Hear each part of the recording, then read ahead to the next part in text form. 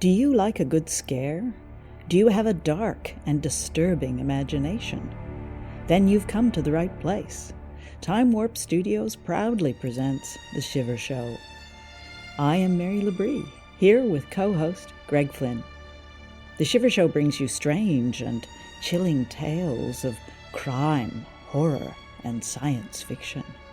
From the golden era of radio, as well as new audio dramas. Tonight, we have what's considered the first in the noir genre, the Maltese Falcon. Greg, are you ready for Sam Spade? Well, brace yourself, Mary. I'm about to overuse the word classic. Here we have a classic book, which became a classic film, and is now a classic radio play. So I'm sorry about all that. Well, perhaps I could use the word iconic, but the Maltese Falcon in all its form is worthy of those words.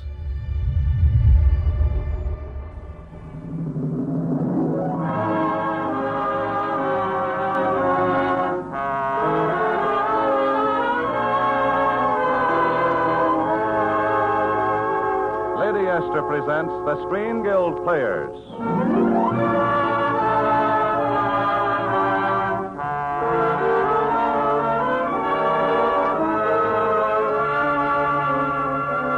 The Screen Guild play tonight, The Maltese Falcon. The starring players. This is Humphrey Bogart. This is Mary Astor. This is Sidney Greenstreet. And this is Peter Lorre.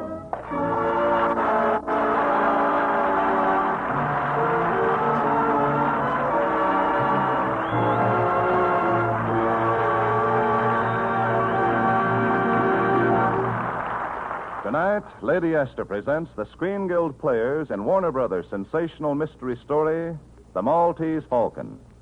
It stars Humphrey Bogart as Private Detective Sam Spade, Mary Astor as Miss Wonderly, Sidney Greenstreet as Casper Gutman, and Peter Lorre as Joel Cairo.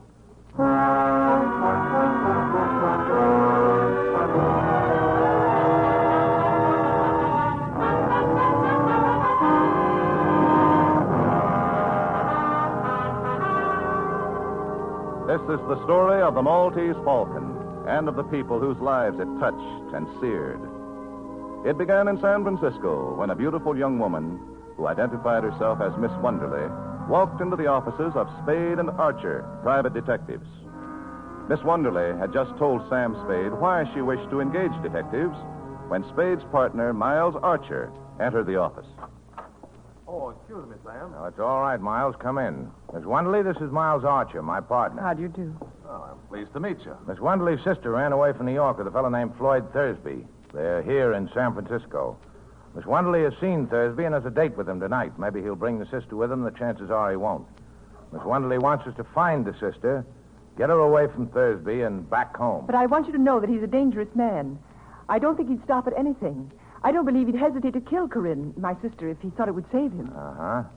What time is he coming to see you, Miss Wonderly? After 8 o'clock. All right, Miss Wonderly, we'll have a man there. Well, I'll look after it myself. Thank you, Mr. Archer. Will $200 be enough for a retainer? Oh, plenty. Oh, it'll help if you meet Thursby in your hotel lobby, Miss Wonderly. I will. Thank you again. Goodbye. Well, Archer, what do you think of her? Sweet. I'm going to enjoy shadowing her. Okay, sucker. You call me if you run into any trouble.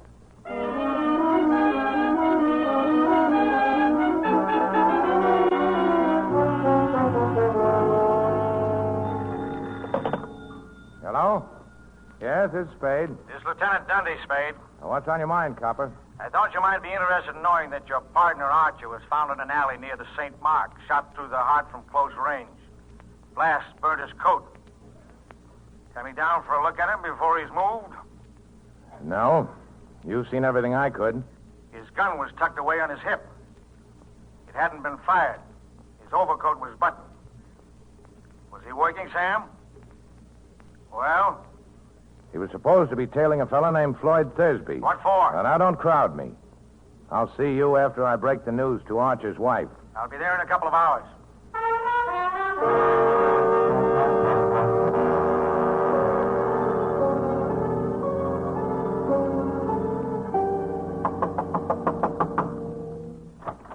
Oh, hello, copper. Come on in. Break the news to Archer's wife, Sam? Uh-huh. Kind of a gun do you carry? None. I don't like 'em much. You don't just happen to have one on you. Search me. Turn the dump upside down if you want to. I won't squawk if you got a search warrant. Why were you tailing Floyd Thursby, Sam? I wasn't. Archer was. For the swell reason that we had a client who was paying good money to have him tailed. Who's the client? Sorry, I can't tell you that. You didn't go to Archer's house to tell his wife. I called up and the girl from your office was there, and she said you told her to go. What are you leading up to? Just this, Spade. Floyd Thursby was shot down in front of his hotel about a half an hour after I talked to you. Oh. I came into my apartment just a few minutes ahead of you. I was walking around thinking things over. I knew you weren't here. I tried to get you on the phone. Where'd you walk to? Just around. Thursby die? Yeah. How'd I kill him? I forget. He was shot 4 times in the back.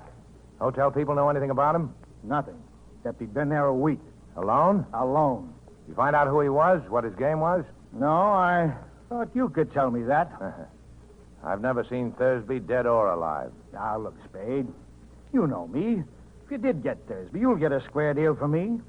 And most of the breaks. I don't know that I'd blame you a lot. Man that killed your partner. But that wouldn't keep me from nailing you. That's fair enough. Now, would you mind scramming? I got some thinking to do, and I'd like to get a little sleep before daylight.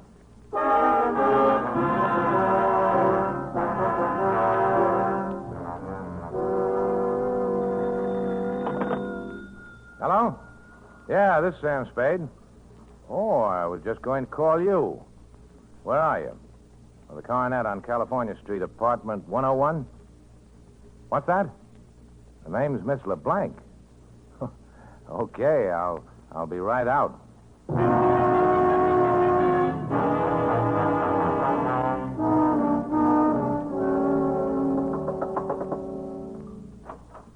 Oh, good morning.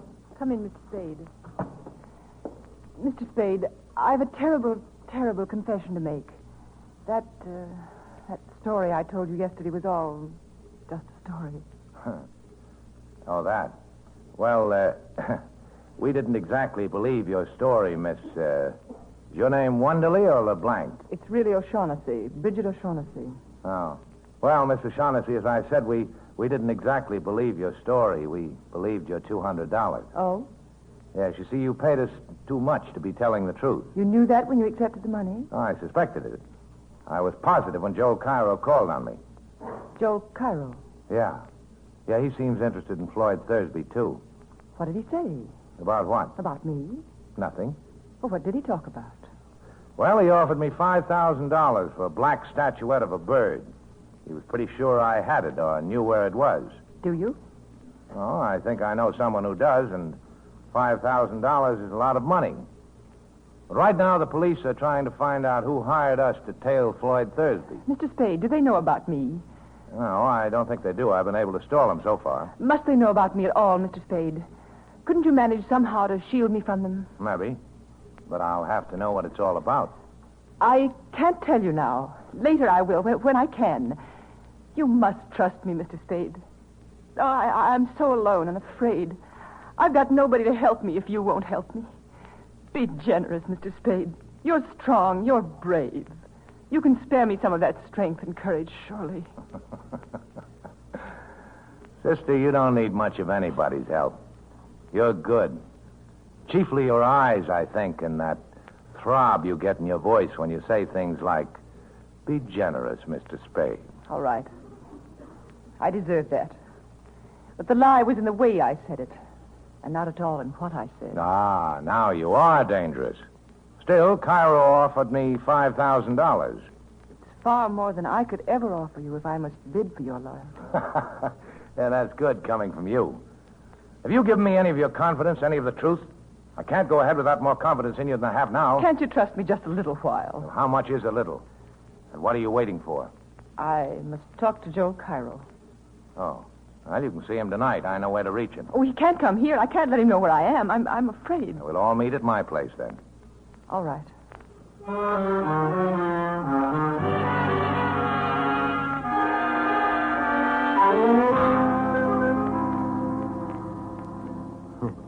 I'm delighted to see you again, Miss O'Shaughnessy. I was sure you would be, Joe.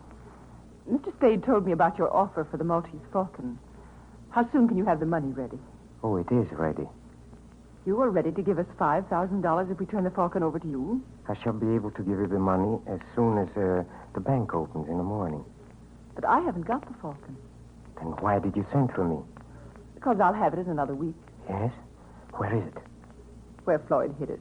If you know where he hid it, why must we wait a week? And why are you willing to sell it to me? I'm afraid. After what happened to Floyd, I'm afraid to touch it except to turn it over to somebody else right away. Exactly what did happen to Floyd? The fat man. Gutman? Is he here? I don't know. I suppose so. If you two let me interrupt for a second, I can answer that. Gutman is here. How do you know? Because he called me and asked me to see him. Have you? Not yet. I thought that after our friend Cairo here left, I'd find out just how you and I stand before I took on any more clients.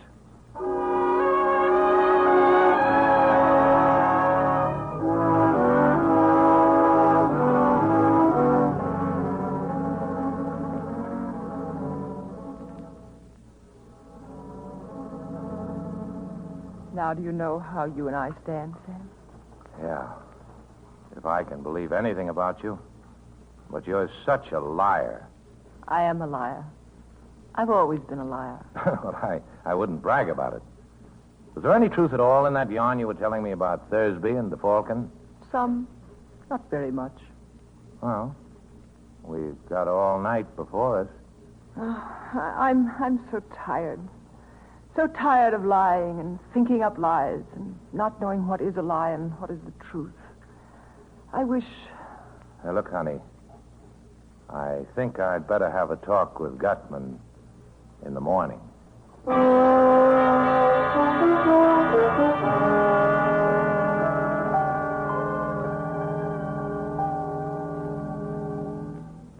Now, Mr. Gutman, shall we talk about the Falcon? Oh, by all means, Mr. Spade. But first, answer me a question. Are you here as Miss O'Shaughnessy's representative? Well, there's nothing certain about it either way yet. It depends. Maybe it depends on Joel Cairo. Maybe. The question then, Mr. Spade, is which you'll represent. It will be Miss O'Shaughnessy or Mr. Cairo. I didn't say so. Who else is there? There's me. Oh, well, that's wonderful, sir, wonderful. I do like a man who tells you right out he's looking out for himself. Don't we all? Uh-huh. Now, let's talk about the Black Bird. Let's, Mr. Spade. Have you any conception of how much money can be got out of that blackbird? No, but you just tell me what it is, and I'll figure out the profits. You mean you don't know what that bird is? I know it's black enamel and about a foot high, and I know the value in human life you people put on it. Miss O'Shaughnessy didn't tell you what it is? He offered And me Cairo didn't either? He offered me $10,000 for it. Do either of them know what that bird is, sir? What is your impression? Well, there's not much to go by, but I don't think so. If they don't know, I'm the only one in the whole wide, sweet world who does. Good. And when you tell me, there'll be two of us. Mathematically correct, sir. But I don't know for certain that I'm going to tell you. Well, you think again and think fast. You'll do your talking today or you're through. What are you wasting my time for? I can get along without you. That remains to be seen, Mr. Spade. They're away. And there's another thing. Keep that gunman of yours away from me while you're making up your mind, or I'll kill him. Well, sir, I must say you have a very violent temper. Think it over. You got till 5:30. Then you're either in or out for keeps. Wilma. I'm going to kill that guy. I could have done it easy when he was standing there with his back to me. Of course you could, my boy. But business before pleasure. And we'll be seeing Mr. Spade again before 5:30.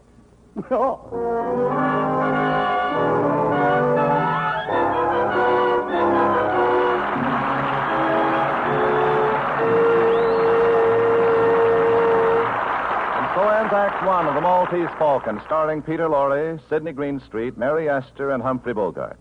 Act Two in just a moment. But first, here's a word from our hostess, Lady Esther.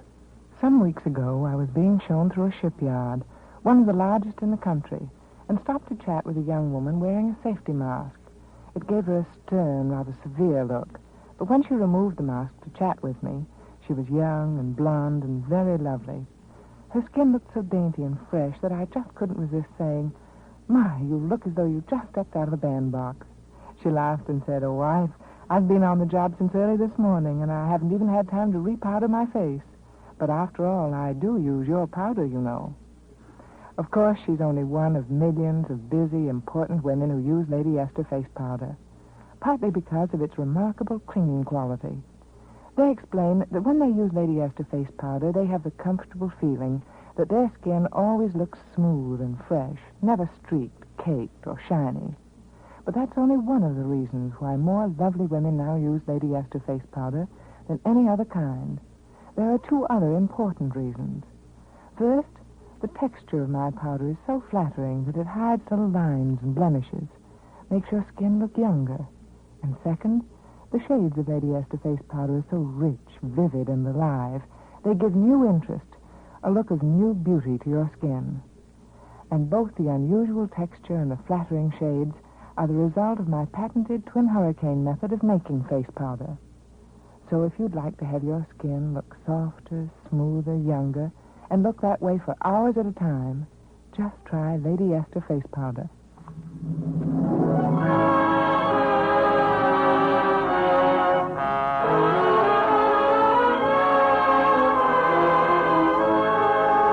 And now the curtain rises on the second act of The Maltese Falcon, starring Humphrey Bogart as Sam Spade, Mary Astor as Bridget O'Shaughnessy, Sidney Greenstreet as Casper Gutman, the fat man, and Peter Lorre as Joel Cairo.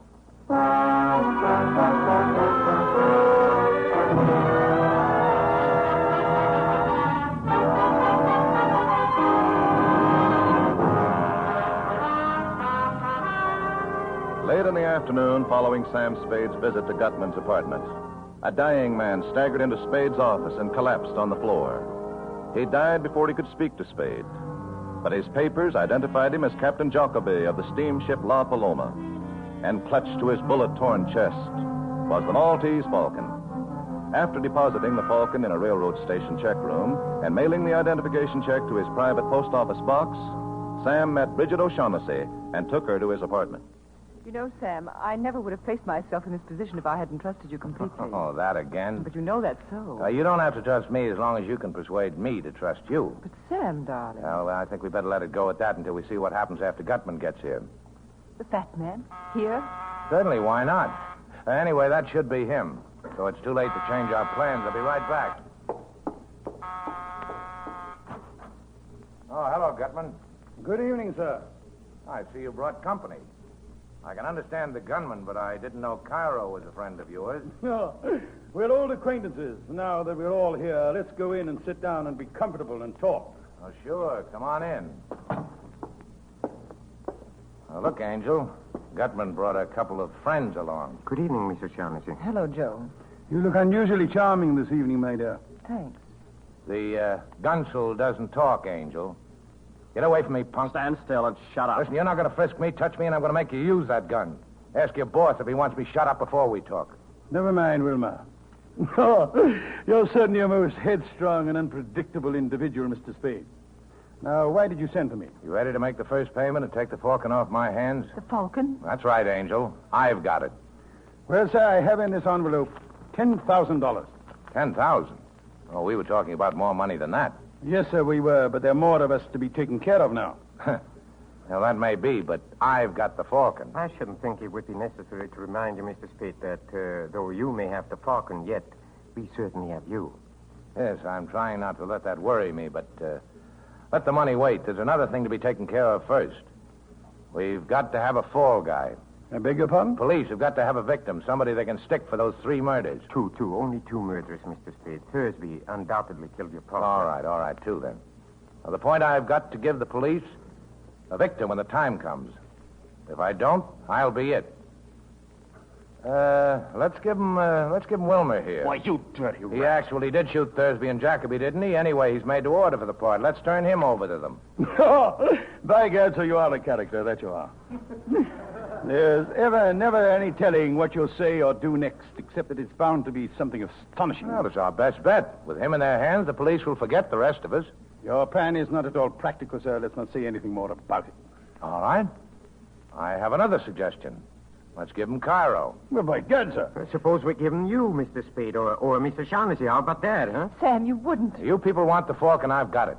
The fall guy is part of the price I'm insisting on. You seem to forget you're not in a position to insist on anything. No? If you kill me, How are you going to get the Falcon? By gad, sir, you are a character. Well? Well, what else can I do? I'm sorry, Wilma. Terribly sorry. I want you to know that I couldn't be any fonder of you if you were my own son. But, well, if you lose a son, it's possible to get another.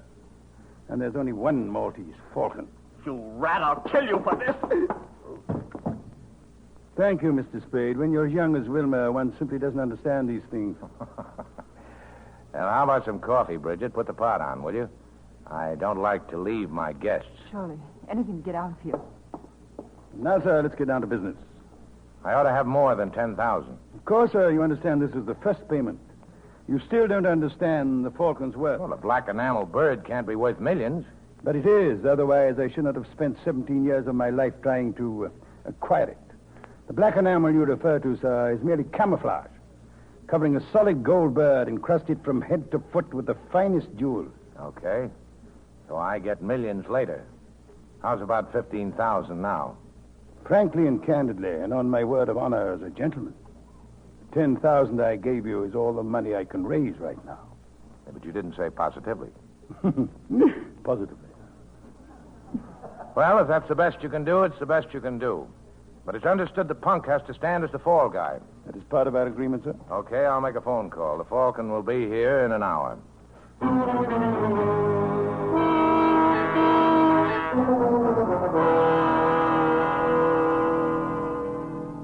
It's a fake. Huh? This is not the Maltese Falcon. This is a lead imitation covered with the same enamel. See where I've shaved it off with a knife. Lead. Pure lead. You bungled it. You, Gutman. You and your stupid attempt to buy it from the Russian who owned it. He caught on to how valuable it was.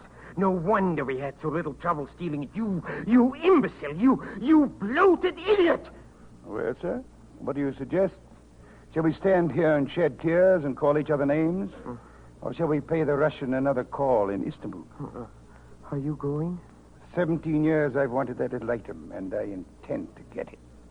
Another year, well, sir, that will be an additional expenditure of time on only 5 15/17%. I go with you. Good. And Wilma? Wilma, Where is the boy? He must have made his getaway while we were unwrapping the Falcon. A swell lot of thieves. Well, sir, I'll have to ask you to return my 10,000. I held up my end. It's your hard luck, not mine, if you didn't get what you wanted. I'm sorry, but I must insist. Oh, a hideout gun, huh? Okay. Thank you, sir. The shortest farewells are the best. Adieu. And to you, Miss O'Shaughnessy, I leave the fake Falcon as a little memento. Oh, come, Carl.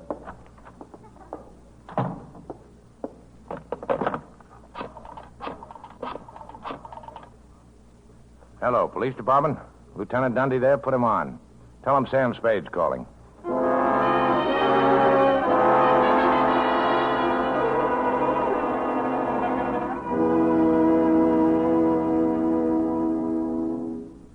Look, Angel, Gutman and Cairo will talk when the cops nail them about us. We've only got minutes to get set for the police. Now, give me your whole story, fast. Well, where shall I begin? The day you first came to my office.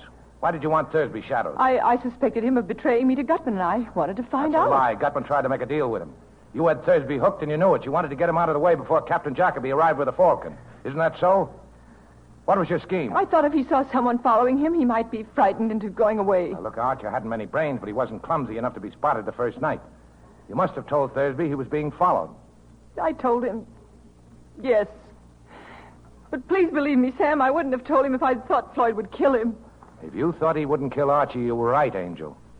Didn't he? Archie had been a detective too long to be caught shadowing a man up a blind alley with his gun tucked away in his hip and his overcoat buttoned. But he'd have gone up there with you, Angel. He was just dumb enough for that. Sam. And then you could have stood as close to him as you liked, there in the dark. Put a hole through him with a gun you'd gotten from Thursby that evening. Don't talk to me like that, Sam. You know I didn't. Now, the police will be blowing in any minute now, Angel. Talk. Oh, why do you accuse me of such a terrible... Why did you shoot Archer? You thought Thursby would tackle him and one or the other would go down. If Thursby was killed, then you were rid of him. If it was Archer, then you could see that Thursby was caught. Was that it? Something. And when you find like out that Thursby didn't mean to tackle Archie, you borrowed the gun and did it yourself, right? I guess so. I know so. You didn't know Gutman was here looking for you until you learned Thursby was shot. Then you needed another protector. So you came back to me. Yes, but oh, sweetheart, it wasn't only that. I would have come back to you sooner or later. From the very first instant I saw you, I knew that... Ah, you angel. Well, if you get a good break, you'll be out of San Quentin in 20 years. Sam, you're not... Yes, Angel. I'm going to send you over. But if they hang you, I'll always remember you. Don't, Sam. Don't say that. Even in fun. It's not fun. I happen to be in the detective business, and you killed my partner. It's bad business to let the killer get away with it. Bad for every detective in this country. You're taking the fall. You've been playing with me. Only pretending you cared. To trap me like this. You didn't care at all. You don't love me. I think I do. But what of it? I won't play the sap for you. You know it's not like that. You can't say that. I am saying it. You know down deep in your heart, you know that in spite of everything I've done, I love you. I don't care who loves who. You killed Archer. And you're going over for it. Come in. Oh, hello, Copper. Hello, Sam. You get Gutman and Cairo? We got Cairo. Gutman's dead. The kid Wilmer had just finished shooting him when we got there. I ought to have expected that. You better put the cuffs on Angel, Copper. We're taking her down to the station. What charge? Sam. Murder. She shot Miles Archer. Oh, and you better bring that blackbird along, too, Copper. It's part of the evidence against Cairo. Hey, this is heavy. What's it made of? The stuff that dreams are made of.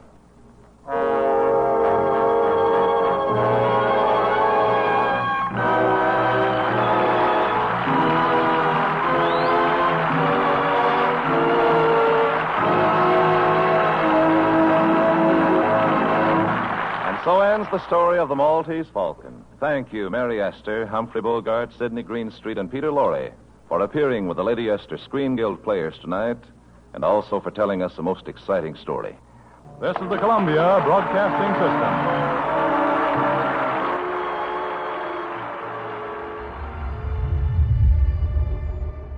Greg, what did you think of the Maltese Falcon? It's a wonderful show. It's film noir meets radio noir. We've got plenty of hijinks and low-life characters. It's a great blend. And I thought the actors' performances were polished to a brighter sheen than the black enamel encasing the Maltese Falcon. So that's a true ensemble cast there. Oh, yeah. So it is quite a thrill. Peter Lorre is one of my favorite scoundrel actors. You know, he was very much typecast, but, you know, very distinctive voice. Great to hear in this production. Oh, I couldn't agree more. In fact, I was going to say that before we discuss the main leads, that's Humphrey Bogart and Mary Astor, if we just look at Peter Lorre and Sidney Greenstreet, and what a thrill it is to hear them again, reprising those parts. Lorre's a delight. I thought it was a faultless performance from an actor. I mean, he was born in Hungary, and he's got this sly, silky accent that gives extra depth to his characters, such as, obviously, this one, Joel Cairo. But he was in the movie Casablanca as the shifty Signor Ugarte, who was selling visas to the refugees. He's a delight. He's a delight, if that's the word for somebody who's so sly. Yes. And Sidney Greenstreet, I was looking up about him because, you know, it's quite an interesting performance, you know, with he laughs quite a bit in this, which makes the audience laugh, which is very intriguing. But he started his career at 61. He was 61 years old when he started acting. Yeah, that's right. I think he actually went into business and then obviously saw his true worth, which you've got to say that he's a masterful baddie. He does hearty menace splendidly. And as you've pointed out, which I was going to mention as well, I love it when the audience in the theatre is listening to this radio play and watching them up on the stage, that they laugh along. I mean, although the things he's saying are slightly, you know, cruel, nevertheless, they're getting into the act. And that terrific line that he's got when he says to the gunman, Wilma. I couldn't be fonder of you if you were my own son. But, well, if you lose a son, it's possible to get another. There's only one Maltese Falcon. And the audience laughs.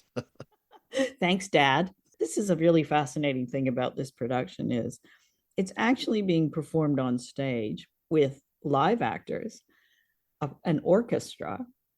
And so from a sound point of view, that's really challenging because you've got the audience chuckling away. You've got the actors have to be super quiet when they're moving around, or else it just doesn't sound right.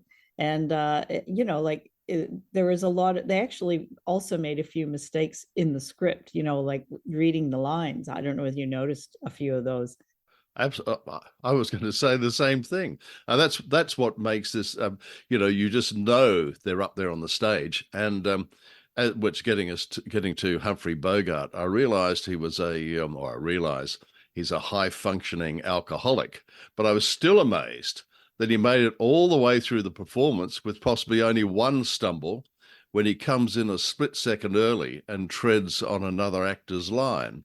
So that makes it real. You know that there's the iconic actor Bogart up there on stage. Also, he got the number of dead people wrong at one point. So he said 3 bodies, and then the other actor said, Peter Lorre says, "You mean 2?" And he goes, "Oh yes, 2." Yes. There's going to be another one shortly, but yes, at the moment it's 2. And look, I'm talking about getting back to Sidney Greenstreet. Sorry, just for a brief moment, because as you know, Mary, I'm very unworldly. I've led a very innocent life. So I'd like you're a woman of the world. I'd like your advice on one of the comments that Gutman makes to that very distressing damsel, Bridget O'Shaughnessy. He says to O'Shaughnessy, "You look unusually charming this evening, my dear." Which, is that a compliment? It sounds like he's going to add, but usually you look a complete wreck. It's like... I think we can safely assume that the woman of 3 names, and I wrote them down because I had to keep track. She was Miss Miss Wonderly initially, and then she became Miss LeBlanc, and then she was Miss O'Shaughnessy. So, yes. I thought a bit sorry for poor old Mary, or not poor, old Mary Active. She was neither old nor poor, but it was a difficult role because she has to tell so many lies that by the end, I'd lost track of the truth, as I imagined the original writer Dashiell Hammett had, and probably Mary Astor. They're trying to remember, God, which one am I? Are those 3? Yeah, I also like they very subtly suggest that Sam and the damsel in distress, whoever it might be, maybe have a little hanky-panky at the end of a scene. You don't know for certain. Yeah. But this must have been very racy in its time. Oh, absolutely. And in the original book, Sam Spade is having an affair with his partner's wife. So, which back, and that's, what was that, 1929, I think it would have, wherever it was written, that would have been slightly racy, which circles me back to Humphrey Bogart, who he was a truly awful human being, I believe, a belligerent drunk. He picked fights with his wives, his fellow actors, and anyone who came to his blurred line of sight. And Mary Astor described him as angry with the world. She said when he was drunk, he was bitter, smilingly sarcastic, and thoroughly unpleasant, which sounds just like Sam Spade, really. Well, one version of Sam Spade. One version, yes. Well, particularly having an affair with his partner's wife. I mean, that's a bit mean-spirited, particularly when that partner gets bumped off. Very quickly. The thing I loved about this was all of the expressions that we don't hear anymore, but in their day were considered pretty edgy and cool. Like he calls the copper. He tells people they got to scram, and he calls uses sucker. You're a sucker. And I love the line where the cop comes to see him, and he says, he accuses him of killing Thursby, and he says, "How did I kill him? I forget." Yeah, that's right. No, No, this is very Dashiell Hammett. So he certainly excelled at these hard-boiled private detectives.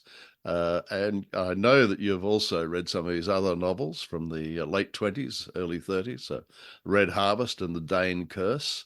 But I believe that he really kicked it off. I know there are a lot of pulp fiction magazines, but I think people started to take it seriously with Hammett. Yeah, he had skill, no question.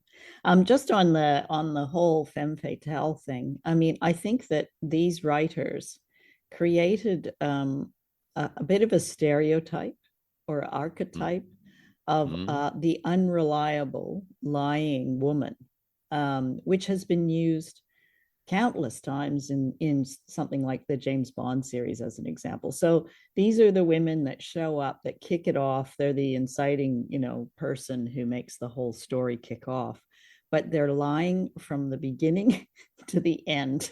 What do you think about that, Greg? As a woman, I find it a little bit annoying that it's always the woman that's lying. No, I totally agree. And in one of the other shows that we'll be discussing on the Shiver show, which was another Sam Spade episode, about the gambler. There's a secretary in there that he treats, the Sam Spade treats very offhand, just like James Bond used to treat Moneypenny. And also at the heart of it is a woman who lies all the way through and has different identities. Yeah, that's right. The long-suffering secretary that's secretly in love with him. That's an archetype or a stereotype in these. And then there's this woman. She's always gorgeous. She uses her beauty to fool men, and she's lying, and she's morally corrupt always. And manipulative. Yep. It is stereotypes, but unfortunately, it is of its time. So it's interesting that Dashiell Hammett, his first name is Sam. Ah, no, I didn't know that. Yeah, he was born Samuel Dashiell Hammett. I did know that, before he became a full-time writer, Hammett was a private eye with the Pinkerton Detective Agency. That's very interesting. Did you also know that Dashiell Hammett was blacklisted? To his credit at the time, he wasn't trying to hide it. He was front and center, a high-profile socialist. Yeah, all you have to be is a lefty to be a communist during that time in the United States, I guess. I wouldn't have said he was a threat to democracy in the United States, but he was certainly a threat with his talent to other writers, because it'd be very difficult to have that level of talent. I must say the other annoying thing about the man with all that talent, he was extremely well dressed. He was a very dapper writer. Yeah, he looks very cool in the pictures. Love the fedora. I'm glad you mentioned the fedora, because I've got my snap brim fedora on, tilted at a cocky angle, and I'm just going to slip into my trench coat and then sit down in front of the TV with a glass of wine, because I'm too much of a sook to go out into the dark night. Whoa. That's our show for tonight. Thank you for listening to The Shiver Show. If you want to follow us on social media, we are out there. You can find us on Facebook and Instagram. Our handle is @The Shiver Show, or you can find us on TikTok @Time Warp Sound Studios. Check us out. We also have a website, which is www.timewarpstudios.com.